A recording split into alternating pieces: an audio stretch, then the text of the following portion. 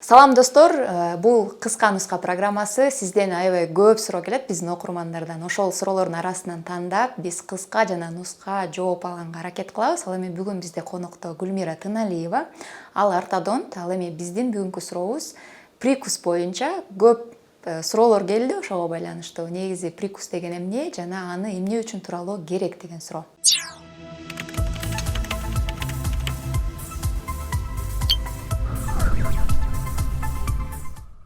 Саламатсызбы Гүлмира эже? Саламатсызбы Нурзада. Бүгүн өзү аябай кылдаттык менен тандалган суроо. Прикус деген эмне? Себеби эл арасында бул тууралуу көп айтылат. Биз кичинекей кезибизден эле прикусту оңдош керек деген нерсени угабыз стоматологдордон. Бирок ошол нерсеге көңүл бурбайбыз да. Өзү деги эле прикус деген эмне жана эмнеге аны тууралаш керек? Сулуулук менен ден соолук дени сак тийиштен башталат. Прикусту обязательно оңдош керек. Туура эмес прикустун оорулары кийин көп чыгат. Биринчиден туура эмес прикустан тиш бат же шийиши мүмкүн.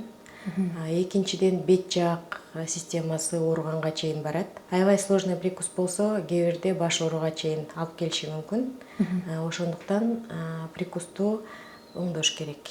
Себеби тиш жууганга, гигиена кармаганга тоскоолдук болот, андан кийин кариес башталышы мүмкүн. Түшүнүктүү. Ошондо баягы прикус туура эмес болсо, канчалык тиштериңди дарылай берсең, кайра баягы вторичный кариес деп коет го, ошол кайра эле тиштер чирей берет турбайбы? Тиштер кайра чирей берет, туура эмес турса.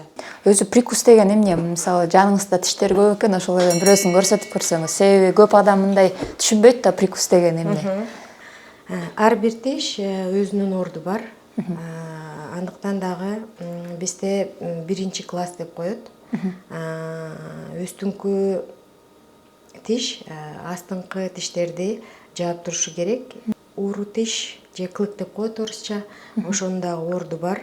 Ал деген астыңкы тиштин астыңкы клык менен 4-чү тиштин ортосунда туруш керек. Ошондо баягы тиштер, алдыңкы тиштерди бир аз жаап туруш керек экен да, туура түшүндүмбү? Ооба. Анан ар бир тиш өзүнүн ордунда туруш керек. Жапканда тамак жакшы чайнаш үчүн, эстетика үчүн. Сиз мисалы баягы практикада көбүнчө көрүп каласыз да, кездешесиз да, көбүнчө кандай болот? Баягы эки жакка карап турабы же өтө ылдый болот астыңкы жагы, үстүңкү жагы алдыда болуп кетеби же кандай, ошол жагын айтып кетсеңиз. Практика тараптан. Практика тарапта көп диагноздор менен келишет. Астыңкы жагы астына чыгып турат, же астыңкы жагы ичине кирип турат, же жагы оңго же солго кеткен болот, же капталдан караганда тиштери туура эмес турат, жылмайганда тиштери чыгып турат, астына чыгып турат, же ичине кирип турат. Ошонун баарысына көңүл буруп, брекет койгондо правильное положение зубов дейт. Арка улыбки деген бар. Күлгөндө маңдайкы тиштери көрүнүп туруш керек. Ал жаштыктын дагы бир критерийи. Күлгөндө маңдайкы тиштери көрүнүп туруш керек. Мынакей достор, Гүлмира эже айткандай, ден соолук тиштен башталат деп айтты.